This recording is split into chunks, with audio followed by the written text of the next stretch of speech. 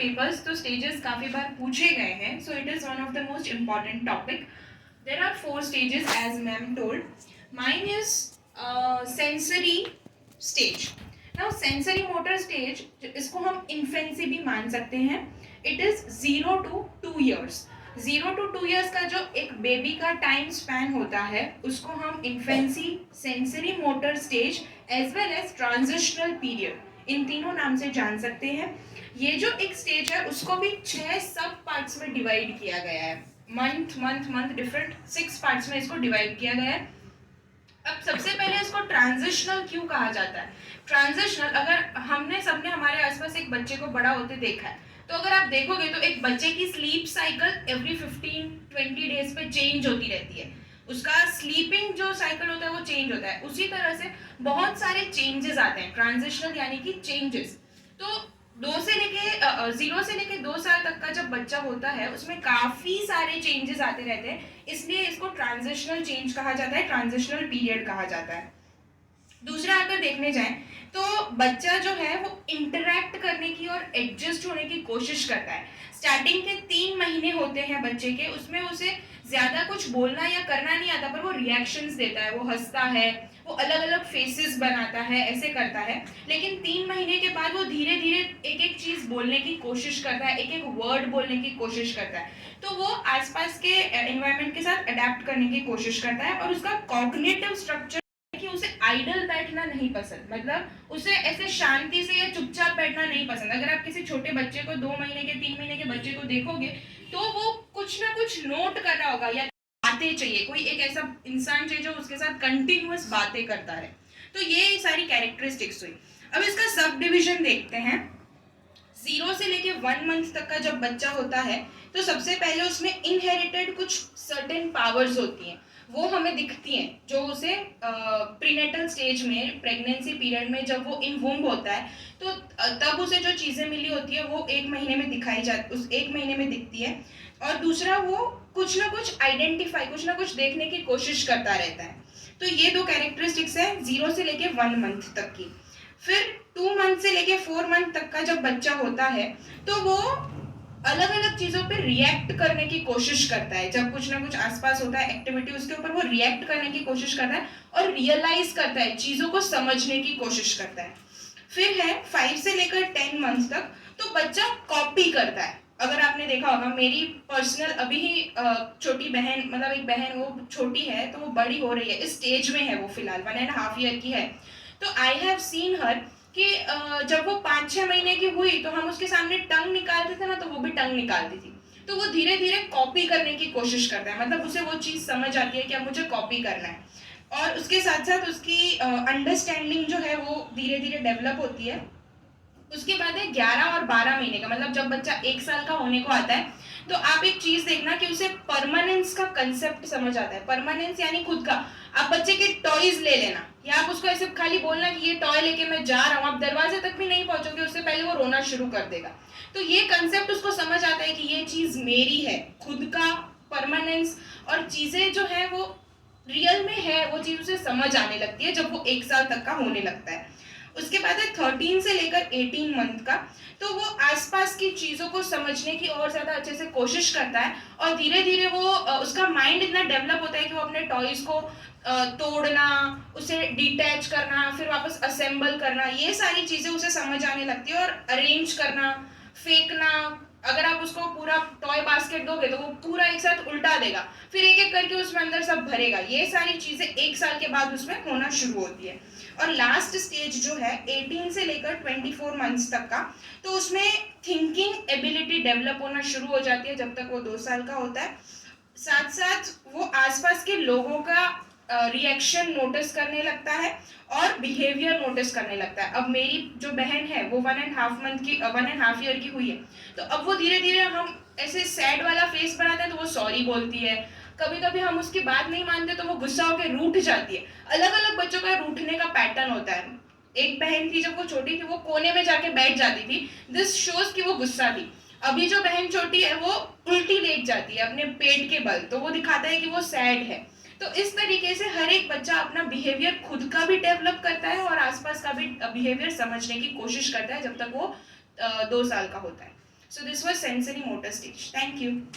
One more thing that sense તમે બધા જાણો છો આપણે કેટલા સેન્સ આપ્યા છે ભગવાને 5 આપ્યા છે ને ફિફ્થ સેન્સ 6 चाहिए हमको लेकिन सबको नहीं मिलता है तो 5 જે સેન્સ આપણને આપ્યા છે ને કર્મેન્દ્રિયો પણ આપણે કહીએ ગુજરાતીમાં તો એને એ સેન્સ વિશે માહિતગાર થાય છે અને એ સેન્સને ક્રિયામાં ઢાળવાનો પ્રયાસ કરે છે અને એના દ્વારા એ શીખે છે આ બધા સેન્સનો ઉપયોગ કરીને એ કંઈક નવું નવું શીખે છે એટલે આફ્ટર ઓલ એનું શું થાય છે કોગ્નેટિવ ડેવલપમેન્ટ થાય છે with the help of sensory motor બરાબર એટલે મોટર એટલે આમ હલનચલન સેન્સ પણ હોય છે અને મૂવમેન્ટ પણ કરતું જાય છે સેન્સનો ઉપયોગ કરી કંઈક સાંભળે છે કે તમે કંઈક એવું રિએક્શન કરો છો દેન હી ઓર શી ઇઝ રિપ્લાય બરાબર તો આ રીતનો આ તબક્કો છે દેન નેક્સ્ટ જે સ્ટેજ છે પૂર્વ માનસિક ક્રિયાત્મક અવસ્થા એટલે પ્રી ઓપરેશનલ સ્ટેજ છે શ્રદ્ધા એના માટે રજૂઆત કરશે શ્રદ્ધા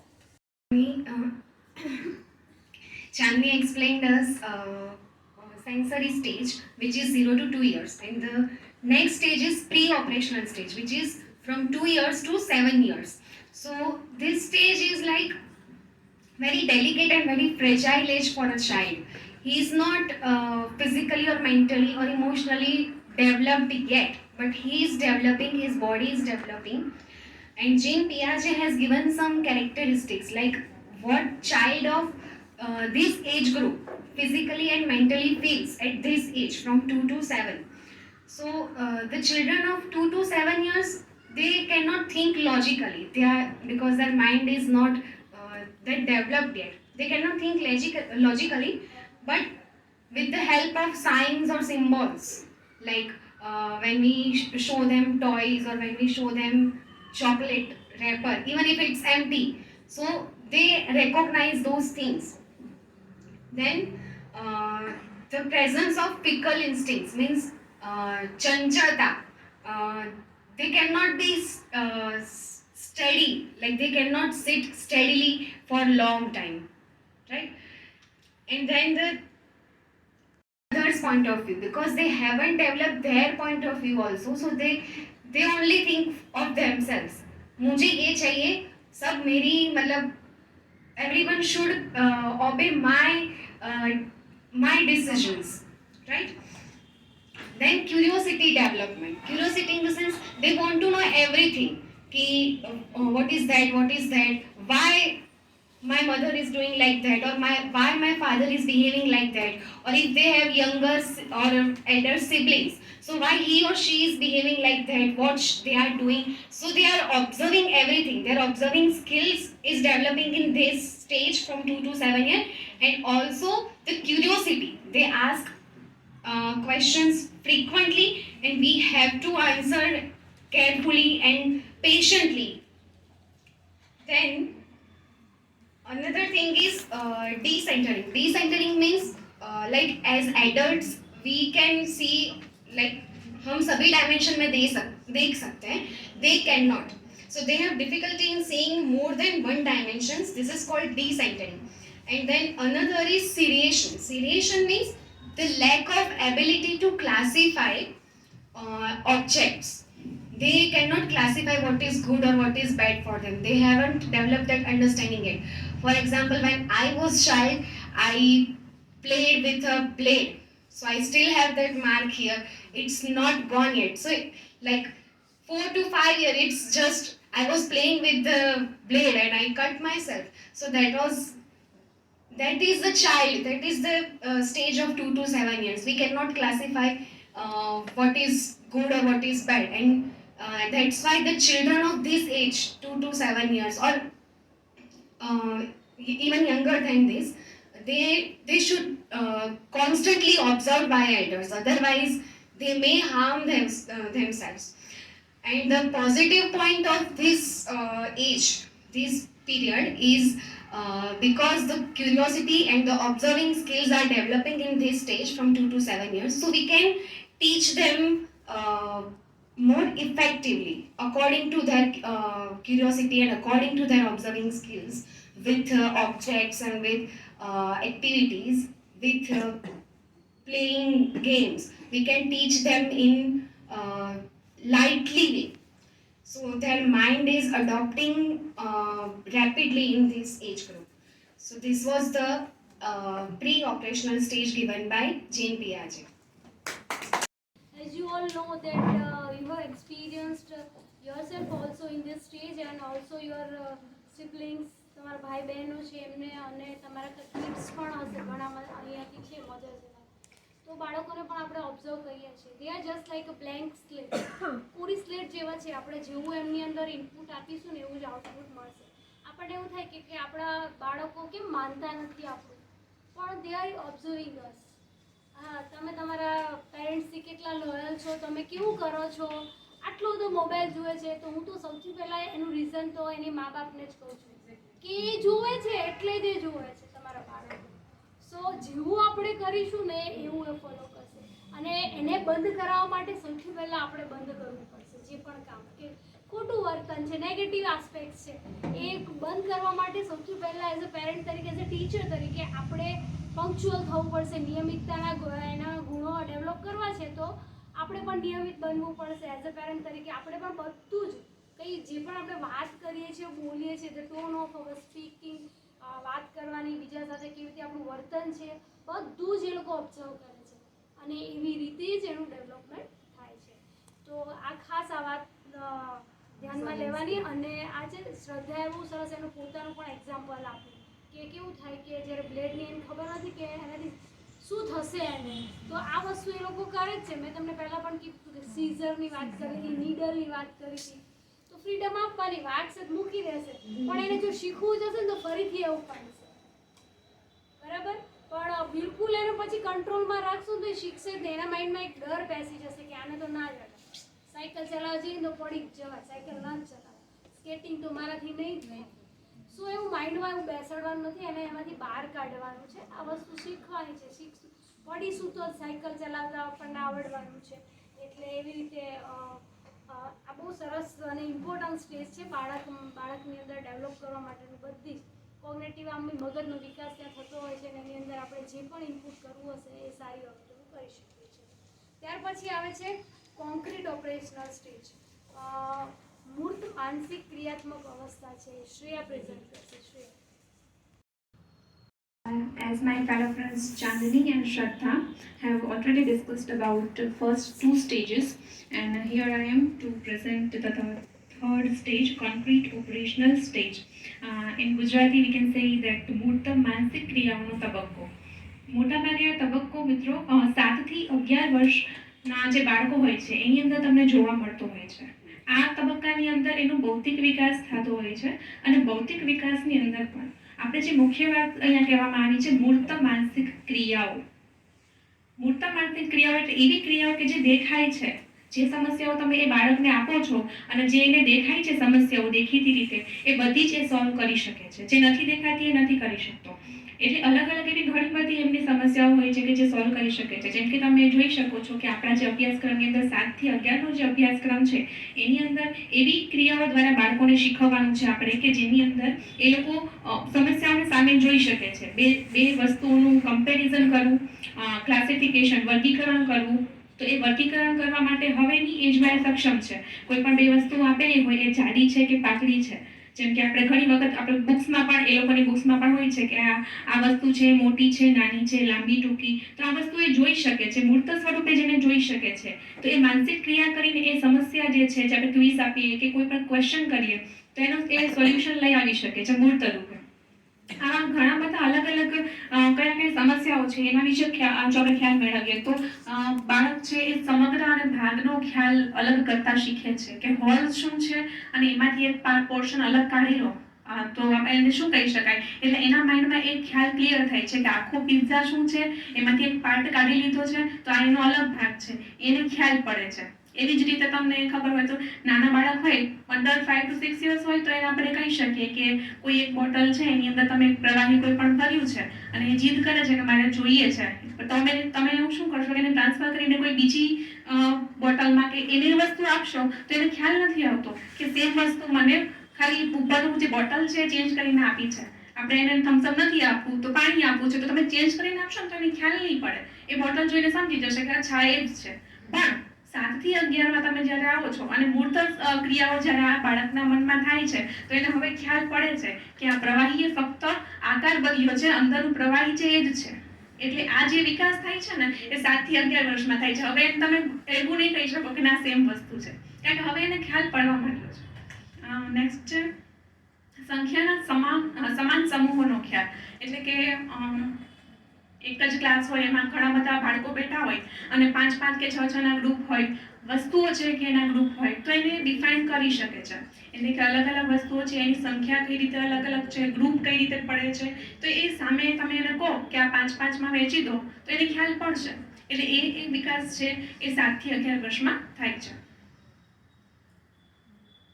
આફ્ટર દેટ છે કે સમસ્યાઓના ઘણા બધા પાસા છે એ એકસાથે સમજી શકે છે. મિત્રો, તમને ખ્યાલ જ છે કે આપણે જે બાળકોને ભણાવવા જવાના છે 7 થી 11 વર્ષના, આ એવા બાળકો છે કે જે લોકો ગેમ્સ શીખીને આવે છે. આપણને સૌથી વધારે, આ તમે પણ અનુભવેલું છે અને મેં પણ અનુભવેલું છે કે સૌથી વધારે આપણને વિડીયો ગેમ્સ છે કે કોઈ પણ ગેમ્સ છે એ ગમતી હોય તો આ 7 થી 11 વર્ષના તબક્કામાં ગમતી હોય છે. શું કારણ છે એનું? કારણ કે અહીંયાથી આપણે સમસ્યાઓને સોલ્વ કરવાનું શીખીએ છીએ. તમને વિડીયો ગેમ્સની અંદર 4 વસ્તુઓ સોલ્વ કરવાની આપી છે તો તમે એ ધ્યાન રાખશો કે મારે આ પણ કરવાનું છે, આ પણ કરવાનું છે. એટલે કે દરેક સમસ્યાના દરેક પાસાને તમે ત્યારે સમજો છો. એટલે આ કોગ્નિટિવ જે ડેવલપમેન્ટ થાય છે એ આ તબક્કે સૌથી વધારે થાય છે. પરિસ્થિતિમાં ફેરફારો કયા કયા થયા છે એના પણ ધ્યાન આપી શકે છે. એટલે કે એક હારમાંથી જે સંખ્યા ઓછી થાય તો એને ખબર પડે કે આમાંથી આ વસ્તુ ઓછી થઈ, વધારે થઈ. ફોર એક્ઝામ્પલ, મારે એક અનુભવ તમને પર્સનલ કહું કે ભાઈ જ્યારે પણ હું નાની હતી તો એ વસ્તુ આપણને ક્યારે ખબર પડે કે છાપાઓમાં તમને કીધું હોય કે ટપકા જોડો, કોઈ પણ કલર્સ આપણે જોયા હોય કે એક નંબર છે તો ત્યાં આ કલર પૂરો, તો આ ડેવલપમેન્ટ ક્યારે થાય છે? એ આ સ્ટેજમાં થાય છે. આપણે મૂર્ત સમસ્યા આપી છે અને આપણે એને જોઈને એને સોલ્વ કરીએ છીએ કે ટપકા જોડીને આખું ચિત્ર તૈયાર થશે, એવું એને ક્યારે ખબર પડશે? અત્યારે ખબર પડશે. અને પારસ્પરિક સંબંધનો ખ્યાલ વિકસે છે. કોઈ પણ બે વસ્તુ છે તો એની વચ્ચે કોઈ કોરિલેશન છે કે નહીં એ વસ્તુ જોવી હોય તો એ સૌથી વધારે 7 થી 11 વર્ષનો જે આપણે બાળકો, અને મોટાભાગે આપણે જે બાળકોને ભણાવવાના આવશે એ બધા 7 થી 11 વર્ષના બાળકો હશે કે જે આપણે જ્યારે પણ 1 to 8 માં જશું ભણાવવા માટે, તો આ બધા આ રીતના બાળકો હશે કે જેને આપણે ભણાવવાના આવશે. તો આ હતો જ્ઞાનાત્મક વિકાસનો 3જો તબક્કો. Thank you. માનસિક ક્રિયાત્મક અવસ્થા.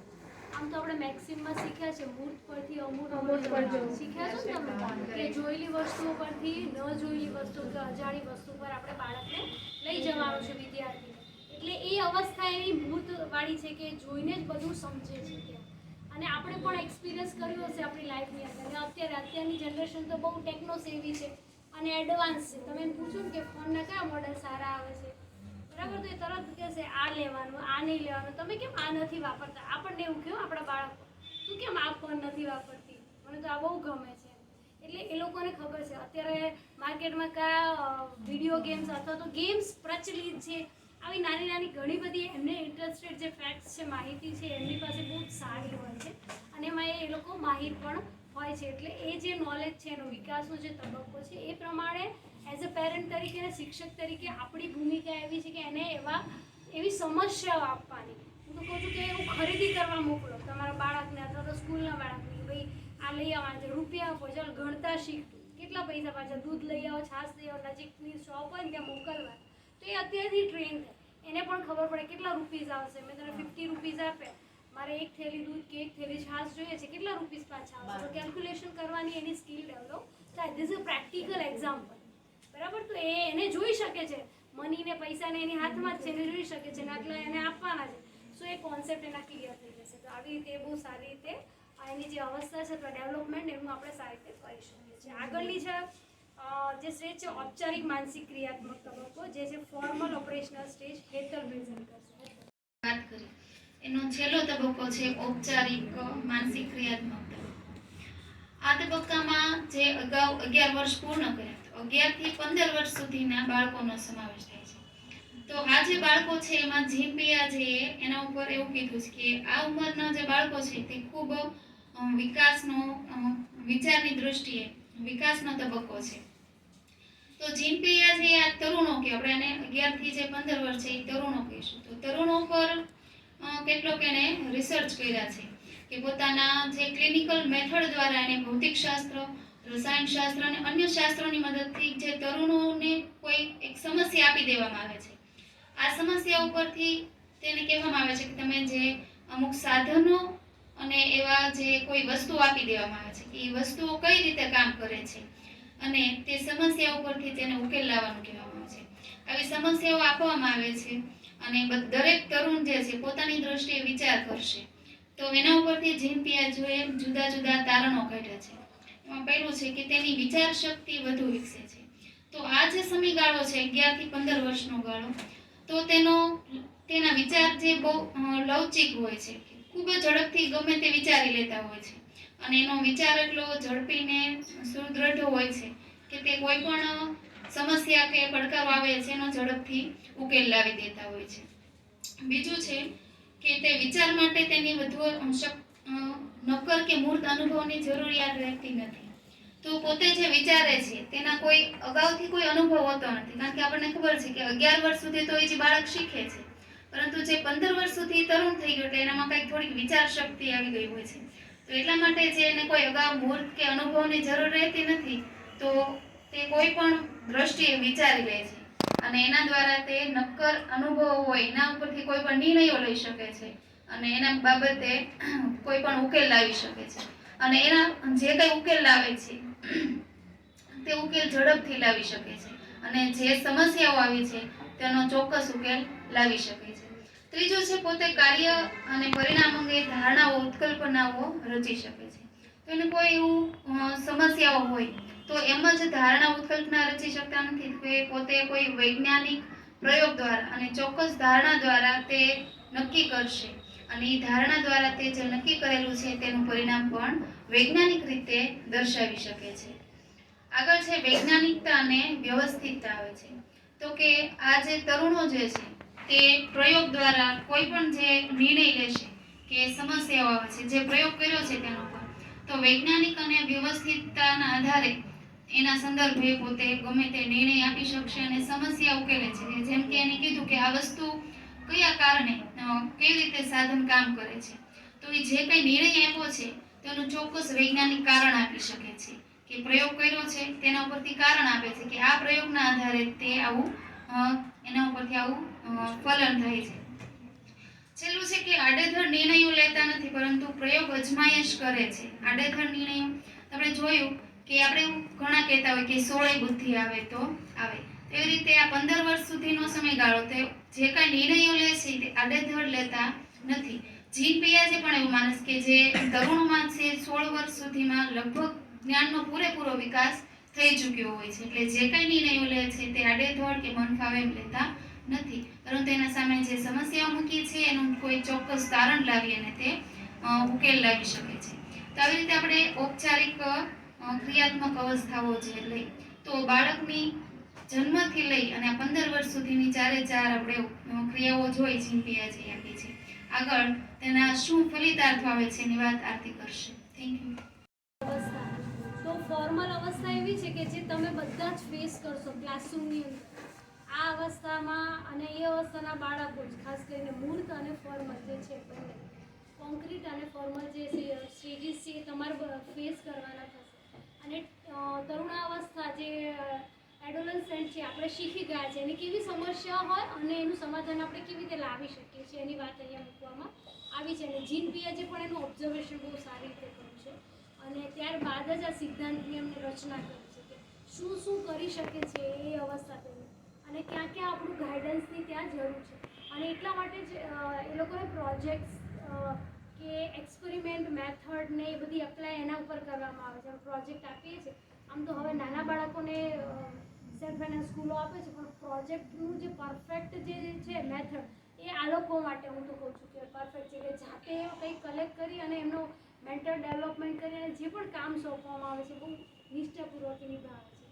પણ એક નેગેટિવિટી આ સ્ટેજમાં એ છે કે ગમે તે વ્યક્તિના માર્ગે દોરવાઈ પણ જાય છે, નેગેટિવ ઇન્ફ્લુઅન્સ બહુ એનામાં લાગી જાય છે કે ઝડપથી વિચારે છે ને એટલે એને જે સારું પાસું લાગતું હોય, જો પેરેન્ટ્સ એને વધારે ટોર્ચર કરતા હોય અથવા તો લડતા હોય ને તો એવું થઈ જાય કે મારા પેરેન્ટ્સ મને કેમ આવું જ કહે છે, મારા મિત્રો સારા છે એટલે મિત્રો તરફ એ ફંટાય. મિત્રોનું પિયરનું ગ્રુપ એને કેવું મળે છે એવી રીતે પછી એજ ચાલતો હોય છે.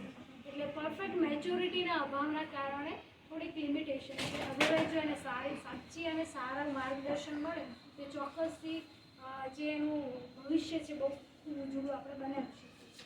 શૈક્ષણિક ફલિતાર્થ છે એના વિશે માહિતી આપી. હવે આપણે એના શૈક્ષણિક ફલિતાર્થો શું છે એના વિશે માહિતી મેળવી. એ માહિતી મેળવતા પહેલા આપણે શૈક્ષણિક ફલિતાર્થો એટલે શું એના વિશે માહિતી મેળવીએ. તો શૈક્ષણિક ફલિતાર્થો એટલે કે જીન પિયાજેનો જે સિદ્ધાંત છે એના વિશે આપણે માહિતી મેળવી. એ સિદ્ધાંતના આધારે આપણે એક શિક્ષક તરીકે આપણા શિક્ષણ કાર્યમાં શું ફેરફારો લાવી શકીએ તેને શૈક્ષણિક ફલિતાર્થ કહેવાય. તો પહેલું છે કે પ્રવૃત્તિઓ દ્વારા શિક્ષણનું આયોજન કરવું જોઈએ. શિક્ષણ કાર્યનું લર્નિંગ બાય ડુઈંગ. બાળકોની અંદર જન્મથી જ કેટલીક શક્તિઓ રહેલી હોય છે અને શિક્ષક તરીકે આપણે આ બાળકોની અંદર જે શક્તિઓ રહેલી હોય છે એને બહાર લાવવાની હોય છે. તો શિક્ષણ કાર્ય અલગ અલગ પ્રવૃત્તિઓ દ્વારા શિક્ષણ કાર્ય કરાવવું જોઈએ, જેનાથી બાળક તે શિક્ષણ કાર્ય તે પ્રવૃત્તિઓમાં ભાગ લેશે, જેનાથી તે પોતાની અંદર પડેલી શક્તિઓ છે તેને બહાર લાવશે. તો આ રીતે પ્રવૃત્તિઓ દ્વારા શિક્ષણનું આયોજન કરવું જોઈએ. બીજું, શૈક્ષણિક સાધન સામગ્રી બાળકના માનસિક કક્ષાને ધ્યાનમાં રાખીને કરવી જોઈએ. આપણે જ્યારે પ્રાથમિક શાળામાં બાળકને ભણાવતા હોઈએ ત્યારે તે ધોરણના જે બાળકો હોય છે એની માનસિક કક્ષાને ધ્યાનમાં રાખીને શૈક્ષણિક સાધનોની પસંદગી કરવી જોઈએ, જેનાથી તે એનામાં રસ પડે, સારી રીતે સમજી શકે. તો એ રીતે શૈક્ષણિક સાધનોની પસંદગી કરવી જોઈએ. પૂર્વ જ્ઞાન સાથે શીખવાના નવા જ્ઞાનને સાંકળવા જોઈએ. એટલે પૂર્વ જ્ઞાન, બાળક જ્યારે સ્કૂલમાં આવે છે ત્યારે તે કોરી સ્લેટ જેવો નથી હોતો. તે જ્યારે શાળામાં આવે છે ત્યારે પોતાના વાતાવરણમાંથી પોતાના અનુભવ દ્વારા જ્ઞાન મેળવીને આવે છે. તો જ્યારે શિક્ષકે તેને નવું જ્ઞાન આપવું હોય તો જે તેની પાસે પૂર્વ જ્ઞાન છે એની સાથે સાંકળીને નવું જ્ઞાન આપવું જોઈએ, જેનાથી તે સારી રીતે સમજી શકે અને પોતાના નવા જ્ઞાનને પૂર્વ જ્ઞાન સાથે જોડી શકે. તો એ તે સારી રીતે લાંબા સમય માટે યાદ રાખી શકશે. મૂર્ત પરથી અમૂર્ત તરફ, પ્રત્યક્ષ પરથી પરોક્ષ તરફ અને સરળ પરથી સંકુલ તરફ. મૂર્ત એટલે કે જેને આપણે જોઈ શકીએ, અડી શકીએ એને મૂર્ત કહેવાય, અને અમૂર્ત એટલે કે જે આપણે અનુભવી શકીએ, જેને જોઈ ના શકીએ એ અમૂર્ત ખ્યાલો કહેવાય. એટલે જ્યારે આપણે પ્રાથમિક શાળાઓમાં શિક્ષણ કાર્ય કરાવતા હોઈએ ત્યારે મૂર્ત એટલે કે જે બાળકો જોઈ શકે છે એના દ્વારા શિક્ષણ કાર્ય કરાવવું જોઈએ, કારણ કે આ સમયે બાળકો અમૂર્ત રીતે વિચારી શકતા નથી. આથી ધારો કે આપણે બાળકોને સત્ય, અહિંસા, કરુણા જેવા ગુણો શીખવાડવા છે તો એમને આપણે ડાયરેક્ટ ના શીખવી શકીએ, કારણ કે આ અમૂર્ત ખ્યાલો છે. તો એમને એવા મહાપુરુષોના જીવન વિશેની વાતો કરીએ, એમના જીવન ચરિત્રનું વર્ણન કરીએ, જેના દ્વારા આપણે તેમને આ ગુણો શીખવી શકીએ છીએ. પછી વિદ્યાર્થીને જાતે કાર્ય કરવા દેવાનું. વિદ્યાર્થી જાતે કાર્ય કરશે તો તે સારી રીતે સમજી શકશે, કારણ કે તે પોતાના અનુભવો દ્વારા કાર્ય કરશે. ધારો કે અહીંયા કાંટા પડ્યા છે, બાળક ત્યાં જતું હશે, આપણે એને એમ કહીશું કે તું ત્યાં ના અડ, તો બાળકને એવું થશે કે કેમ મને ના અડવા દીધું, પરંતુ તે ત્યાં અડશે તો એને ખબર પડશે કે આ વાગે એટલે મારે ના અડાય.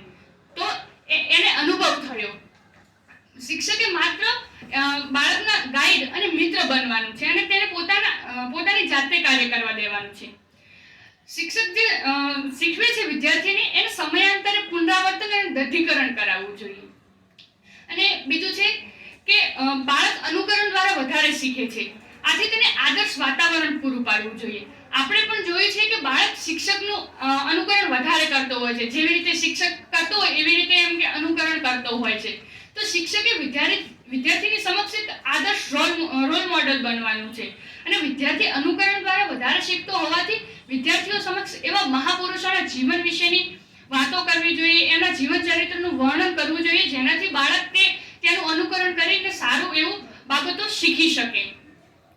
તો આ હતા જીન પિયાજેના જ્ઞાનાત્મક વિકાસના શૈક્ષણિક ફલિતાર્થો. Thank you. મિત્રો, ખૂબ જ સરસ.